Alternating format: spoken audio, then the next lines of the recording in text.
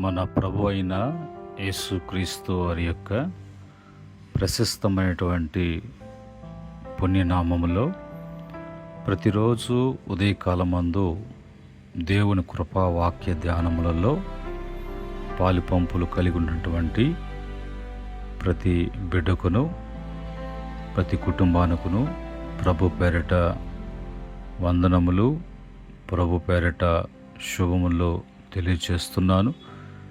ఈ యొక్క సర్వశక్తిమంతుని యొక్క కృపా పరిచయల ద్వారా మీకు సర్వశుభములు తెలియచేస్తూ ఉన్నాను.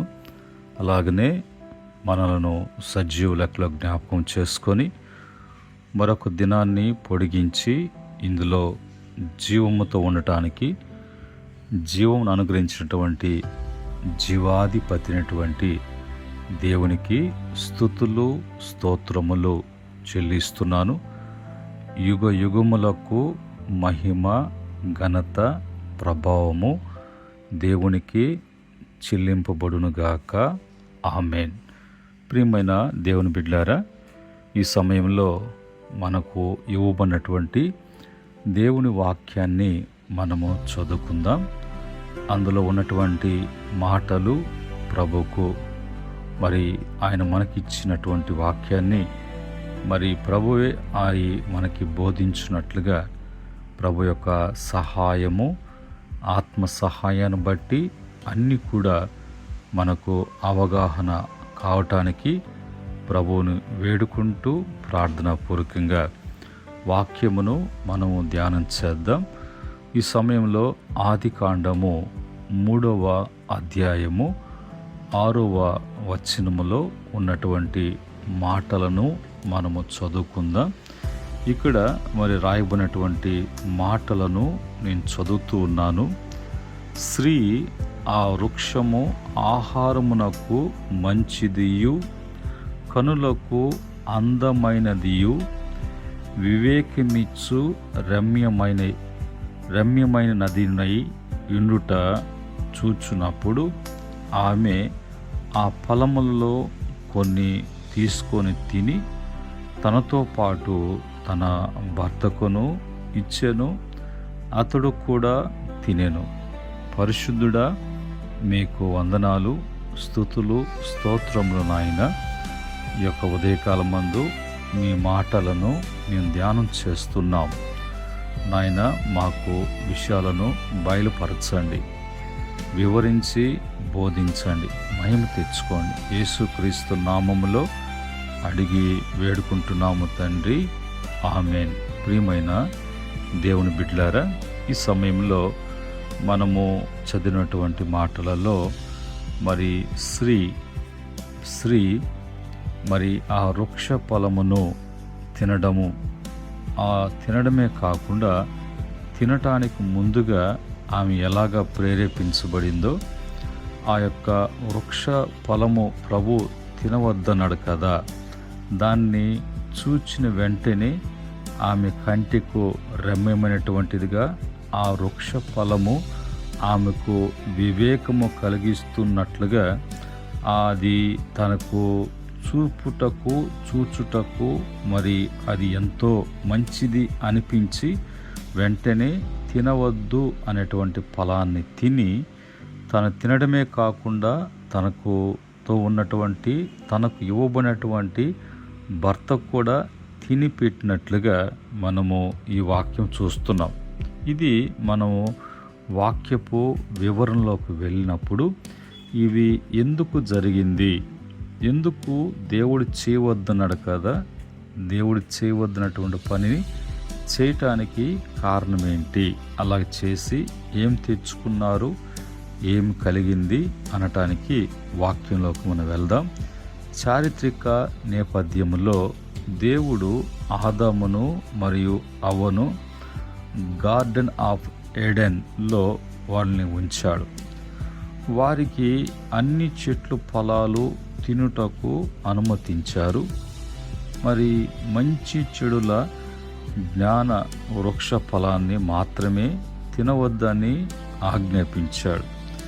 సర్పం ద్వారా సాతాను అవ్వను మరి మోసగించినట్లుగా ఆ తర్వాత ఇది మానవ చరిత్రలో మొట్టమొదటి అవిధేయత సంఘటన అనేది మనకు తెలియపరుస్తున్నటువంటిది. ఎందుకు జరిగింది అనటానికి బ్యాక్గ్రౌండు విషయాలు ఇవి. ఇక్కడ భోజనమునకు మంచిదనియు అని ఆమె తలంచింది.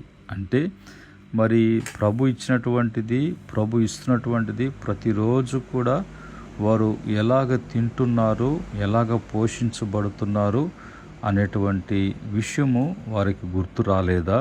అంటే దేవుని మాట కాకుండా వేరొక మాట విన్నప్పుడు దేవుని మీద నుంచి ఆ విశ్వాసము, ఆ నమ్మకాన్ని తొలగించుకోవటం, భక్తి, భయము, ఆత్మీయమైనటువంటి స్థితి వారికి మరి తొలగిపోవటము అనేది జరుగుతుంది అన్నట్టుగా ఇక్కడ ఆ యొక్క భోజనము అనేది తన యొక్క శరీరానికి కలిగినటువంటి ఆశను బట్టి, శరీరాశను బట్టి ఆ శరీర ఆశలను సూచిస్తున్నట్లుగా మనకు కనిపిస్తున్నట్లుగా దేవుని చిత్తం కంటే స్వయ కోరికను ఎంచుకోవడము అనేది ఆమె కనిపిస్తుంది.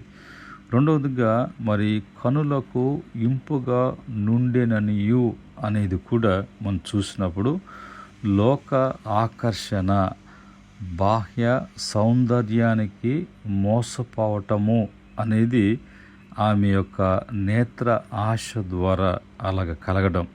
మూడవదిగా జ్ఞానం ఇచ్చినట్లుగా కోరినది, దీనివల్ల నాకు వివేకం కలుగుతుంది అన్నట్టుగా, దీనివల్ల నాకు మంచి జ్ఞానం ఉంటుంది అన్నట్టుగా, దీన్ని బట్టి నేను ఎంతగానో ఎదగగలను అన్నట్టుగా, ఏమైనా కూడా చేయగలను అన్నట్లుగా ఆమె తలంచినటువంటి తలంపు అది గర్వము, స్వీయ గొప్పతనము అనేది దేవునిలాగా కావాలనేటువంటి ఆశ, జీవపు డంబము, గర్వము, స్వయ గర్వము అనేది తన పతనానికి దారితీస్తుంది అనేటువంటి ఆలోచన కూడా లేకుండా ఆ యొక్క జ్ఞానం ఉంటుంది అని తలంచింది. దాన్ని తీసుకొని తినడము అనేది శోధన నుండి మరి పాపానికి మారినటువంటి క్షణముగా మార్చబడింది. అది శోధించబడుతున్నాను అని కాకుండా ఆ శోధనకు లోనయ్యి మరి పాపం చేసినట్లుగా ఆ క్షణము మరి మారినట్లుగా మనం చూస్తున్నాం. తన భర్తకు కూడా అది ఇవ్వటం, మరి పాపము ఇతరులపై కూడా ప్రభావం చూపిస్తుంది అన్నట్టుగా తన భర్త కూడా ఆ పాపములో పాలివంపుడు కావటానికి స్త్రీ యొక్క అవిధేయత, స్త్రీ యొక్క బలహీనత, స్త్రీ తీసుకున్నటువంటి తీర్మానము, స్త్రీ విన్నటువంటి మాట, తీర్మానము నడిచేటువంటి ఇది మనకు అక్కడ కనిపిస్తుంది. సాతానుడు ఆ సమయంలో మరి ఉపయోగించిన 3 ఆయుధాలు. ఒకటి దేవునిపై సందేహము, అబద్ధపు వాగ్దానము, ఆకర్షణీయమైనటువంటి ప్రలోభము అనేది అక్కడ మనకు కనిపిస్తుంది. దానికి ఊరికినే పడిపోవటం అనేది ఆడ జరిగింది. తర్వాత మానవుని యొక్క పతనానికి కారణాలు ఏంటి అంటే దేవుని మాటను నిర్లక్ష్యం చేయటము, శోధనతో ఆడుకోవటము, స్వీయ జ్ఞానాన్ని దేవుని జ్ఞానము కంటే ఎక్కువగా భావించటం, ఆధ్యాత్మికంగా జాగ్రత్త లేకపోవటం వల్ల మానవుని పతనానికి దారితీస్తుంది. నేటి విశ్వాసులకు దేవుని వాక్యము ఎలాంటి హెచ్చరిక ఇస్తుంది అంటే ప్రతి అందమైనది దేవుని చిత్తము కాకపోవచ్చు. శోధన చిన్నదిగా మొదలై పెద్ద పాపానికి దారితీస్తుంది. జాగ్రత్త. దేవుని వాక్యాన్ని వక్రీకరించే బోధల పట్ల జాగ్రత్త. ఒకరి తప్పు కుటుంబానికి ప్రభావితము చేయగలదు కనుక కుటుంబం జాగ్రత్తగా ఉండాలి. ఆత్మీయంగా మనం నేర్చుకోవాల్సినటువంటి పాఠం ఏంటంటే దేవుని ఆజ్ఞ విధేయతకు పిలుస్తుంది. శోధనను ఎదుర్కోవటానికి దేవుని వాక్యము అవసరము. పాపం ఎల్లప్పుడూ నష్టాన్ని కలిగిస్తుంది. దేవుని కృప మాత్రమే పునరుద్ధానమును ఇస్తుంది అనేది మనం గ్రహించాలి. కనుక ఇక్కడ అవ్వ చేసినటువంటి తప్పు ఏంటి ఒకసారి మరి తిరిగి మనం చూస్తే, చూసింది, కోరింది, తీసుకుంది, తిన్నది పతనమైంది. పాపము కంటితో ప్రారంభమవుతుంది, కోరిక హృదయములో పెరుగుతుంది, చర్య పాపాన్ని పూర్తి చేస్తుంది, పాపము ఇతరులను ప్రభావితం చేస్తుంది, దేవుని కృప పునరుద్ధరిస్తుంది అనేది మనకు తెలుస్తున్నటువంటి మాటలు. అలాగనే మరి దేవుని యొక్క వాక్యాన్ని బట్టి ఆశ పాపానికి దారితీస్తుంది, శరీరాశ. రెండవదిగా మరి ఈ నేత్రాశ, జీవపు డంబం అనేది ఏది కూడా, శరీరాశ, నేత్రాశ, జీవపు డంబం అనేది దేవుని వలన కలిగింది కాదు. ఒక మనిషి ద్వారా పాపము లోకానికి వచ్చింది. అవ్వ పోయినట్లుగా మోసపోకుండా జాగ్రత్త కలిగినటువంటి వారంగా ఉండాలి అనేది దేవుని యొక్క వాక్యము మనకు సెలవిస్తున్నటువంటి విషయం. దీనిని బట్టి మనము జాగ్రత్త కలిగి ఉండాలి. ఈ ఆదికాండం 3వ అధ్యాయం 6వ వచనం ప్రకారంగా మానవుని పతన చరిత్ర మాత్రమే కాదు, దేవుని వాక్యాన్ని విడిచిపెడితే మనిషి ఎలాగ పడిపోతాడో చూపించే శాశ్వత హెచ్చరిక. దేవుని వాక్యానికి అవిధేయతలోనే మరి ఆ దేవుని వాక్యానికి విధేయతలోనే రక్షణ, విజయము, ఆశీర్వాదాలు ఉంటాయి. కనుక మనం విధేయులై ఉండాలి. దేవుని మాటను అనుసరించిన వాడు నిలుస్తాడు, తన కోరికను అనుసరించువాడు పడిపోతాడు అనేది మనకు వాక్యము మరి తెలియచేస్తున్నటువంటి మాటలు.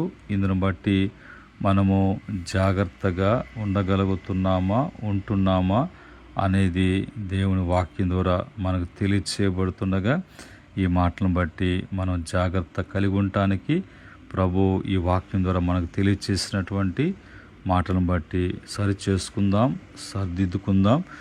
దేవుని కృప తిరిగి పాపంలో విడిపించి, రక్షించి, విజయమిచ్చి, తన బిడ్డలుగా స్థిరపరిచి, హెచ్చించి గణపరచునుగాక.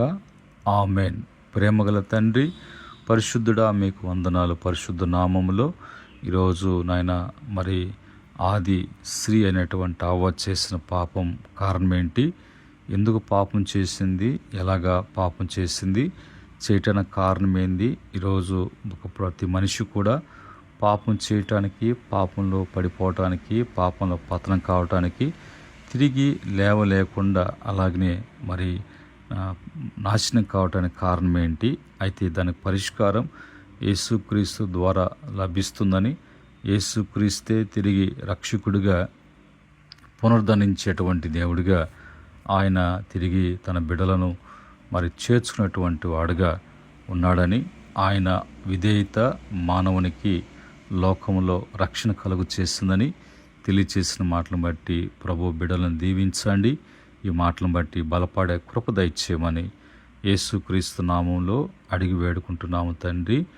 ఆమెన్. పరమ తండ్రి దేవుని ప్రేమ, కృప, సమాధానం ఈ మాటలు వింటున్న బిడ్డలకును, మరి ఈ మాటలను బట్టి సరి చేసుకున్న బిడ్డలకును, సకల పరిశుద్ధులకును, ఆయన దాసులకును సదా తోడై ఉండి నడిపించునుగాక.